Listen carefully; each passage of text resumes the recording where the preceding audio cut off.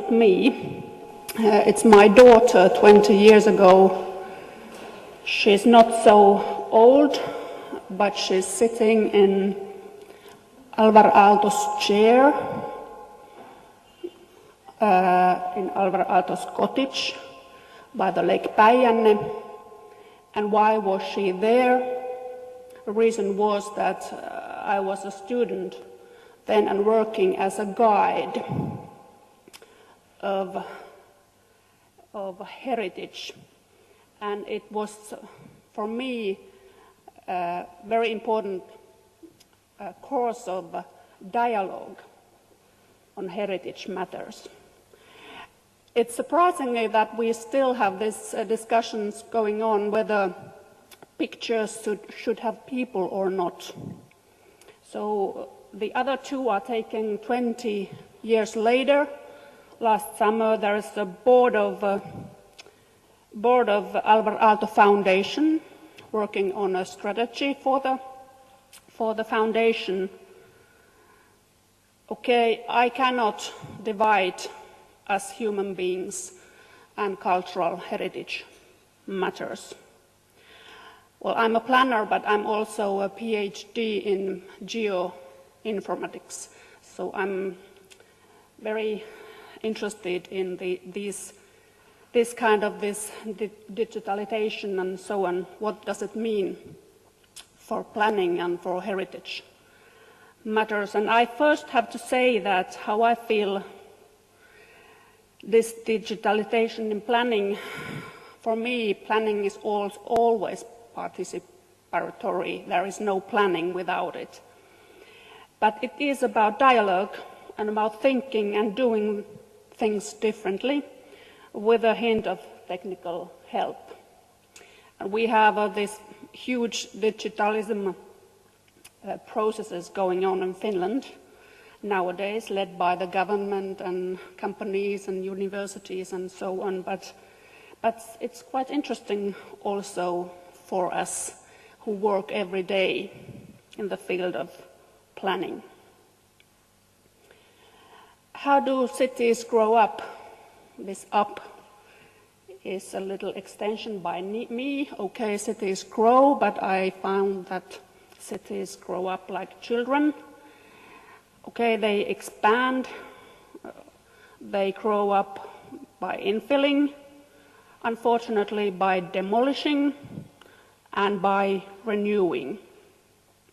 And during 20 years of planning, I have noticed that we have a bit by bit moved from this expanding phase to infilling phase, but we are now, I think, facing more and more demolishing in future years. Why is that? Well, there are a lot of reasons. And of course, always society needs some renewing going on. And I think this is also interesting when we think about a single building or a vast city. And there is always going on a dialogue between human actions and settlements. And there was, of course, time when we thought that they are similar. If we want to change our thinking, we have to change the structures of buildings and build them again.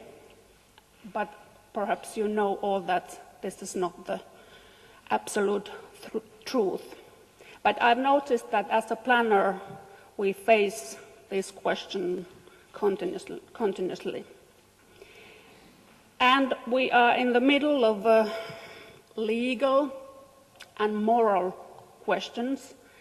At the same time, the need for transparency, open data, etc., and the need to keep secrets and cherish personal privacy and promote business opportunities in cities.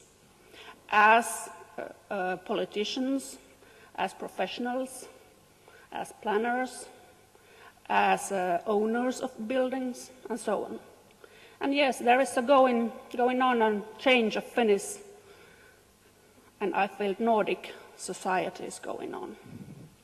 And it shows hugely in our work. Well, my city, Jyväskylä, is situated about 270 kilometers north from Helsinki. It is the 7th largest city in Finland, and it has a tradition of really taking planning issues not seriously, of course seriously, but there is a tradition of ambition.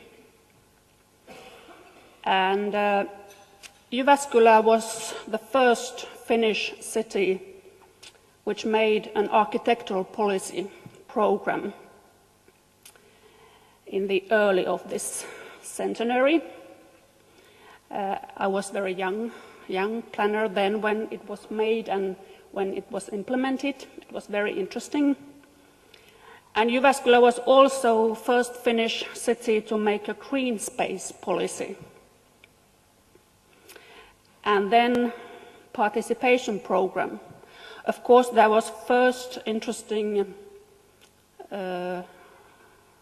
new thinking of participation already in 1990s when this EU legislation came to Finland and started to influence here. But this was the latest program. And I am a planner who has I have done my work in a time of Finnish Act. It came year 2000, all this participatory planning and so on. So I never had the chance to work before that, like you, many here have a chance. Okay, but now we have to ask, what are these things together?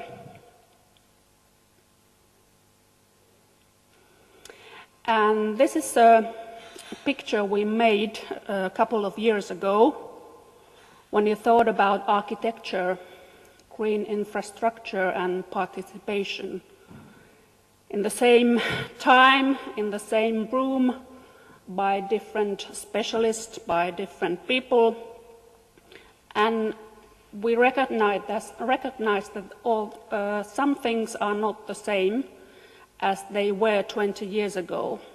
Some things are, but we also face new kind of challenges. A professional planner cannot be no longer that kind of expert as the previous generation was. We are in a different world nowadays.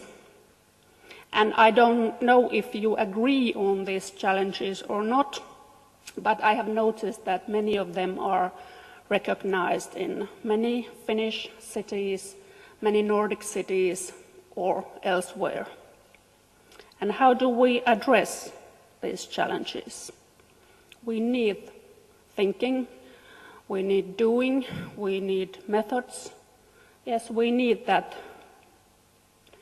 digital world to become familiar with.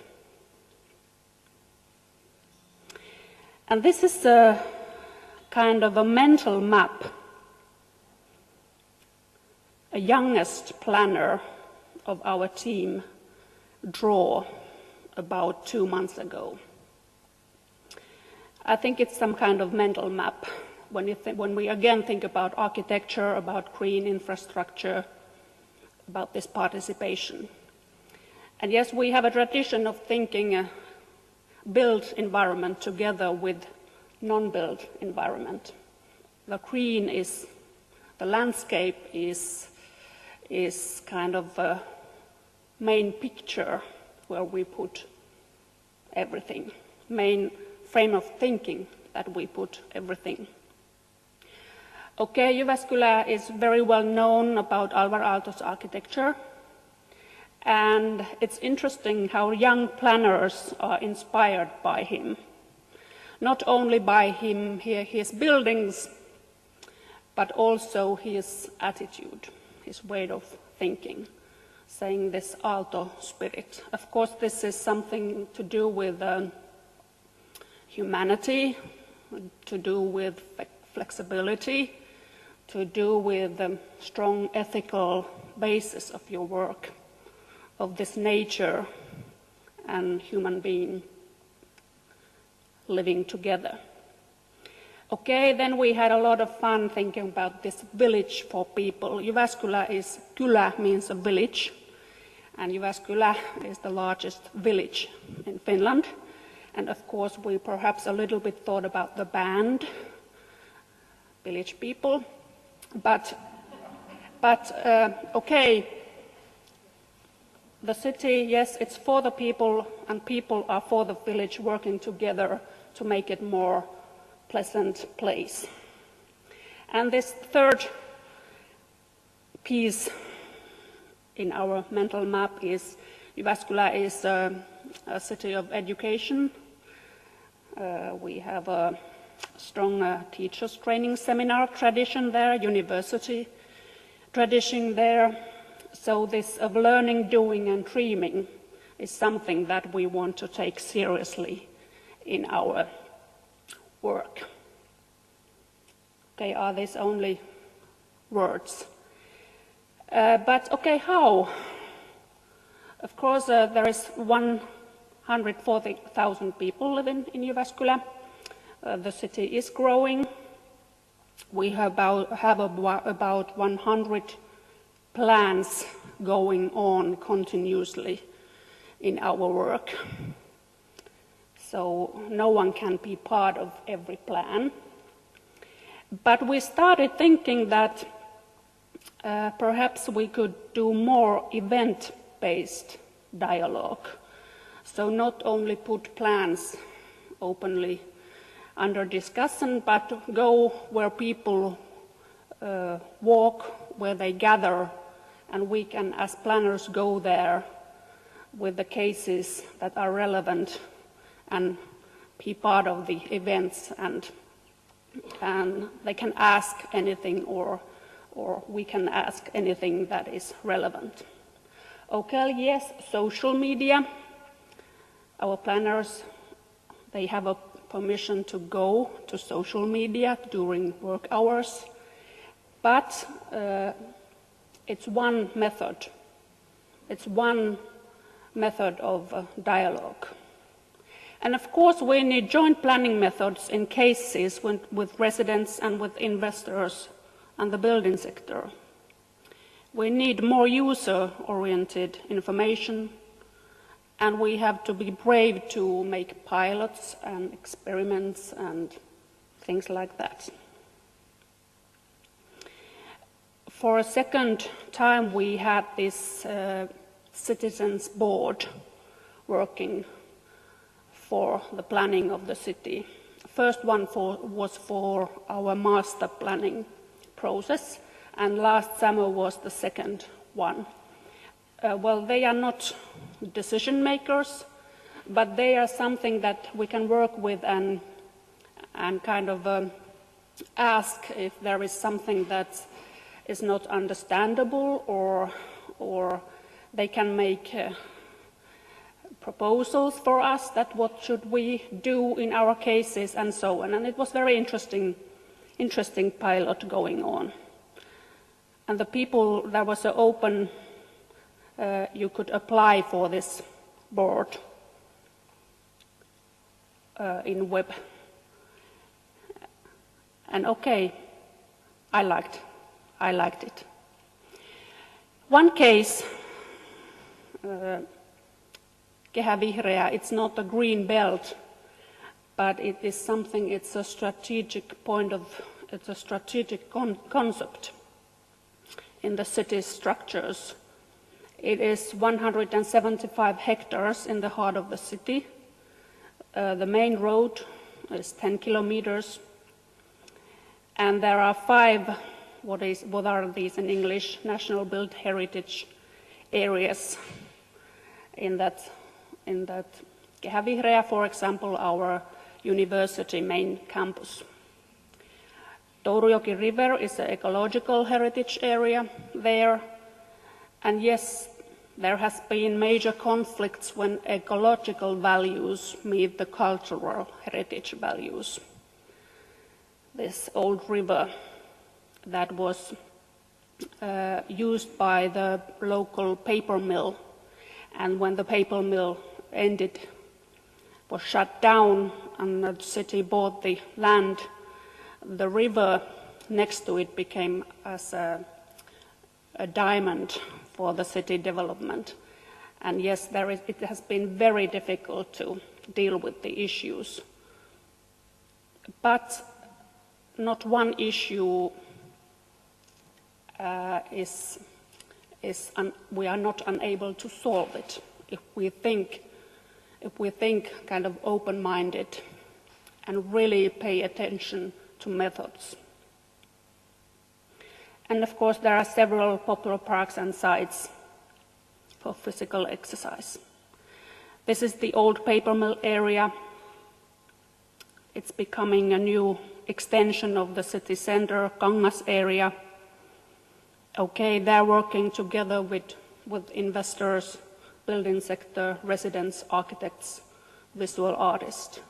There were first workshop before the planning even started.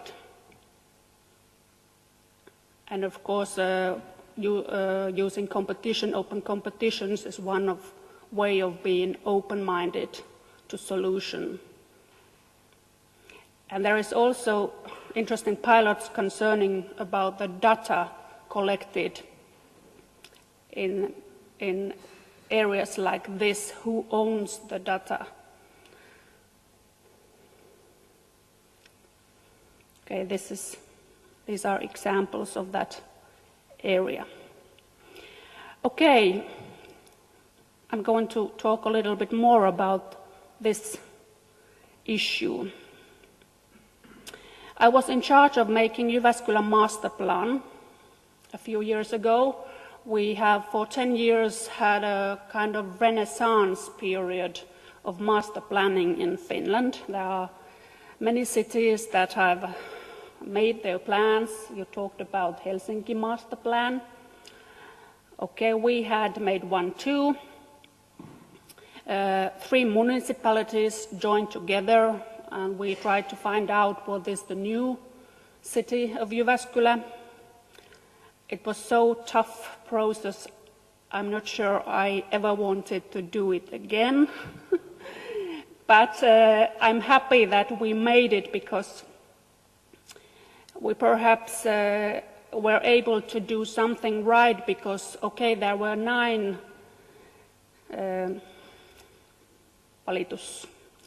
these complaints to the legal complaints afterwards, but they were actually 2 of them were about wind power, and 7 were about green areas.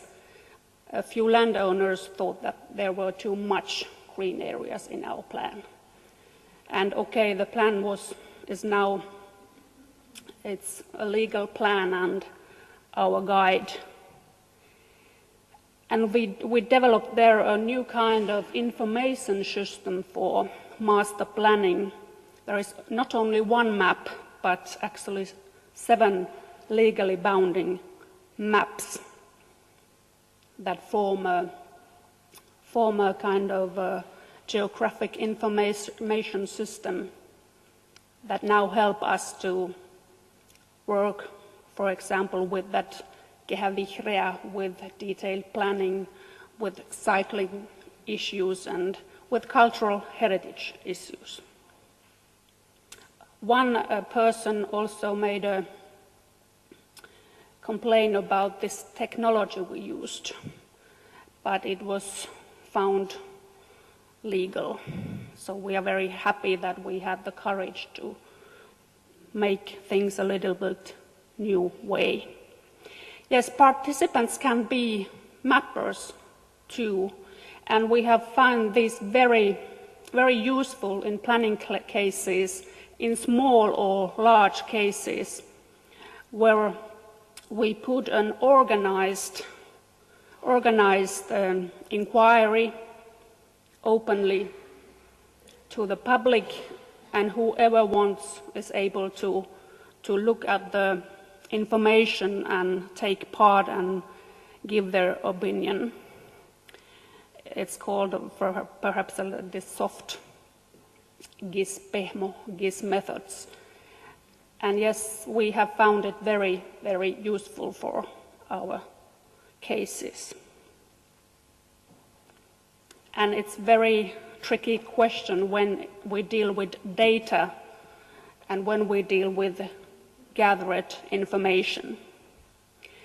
Okay, then this 3D model world, I think that even after 2 years we can use methods that if you live there, you can take your phone, and if there is a planning case going on next to you, you can go your balcony and look by your phone what the scenery looks like when the plan is realized.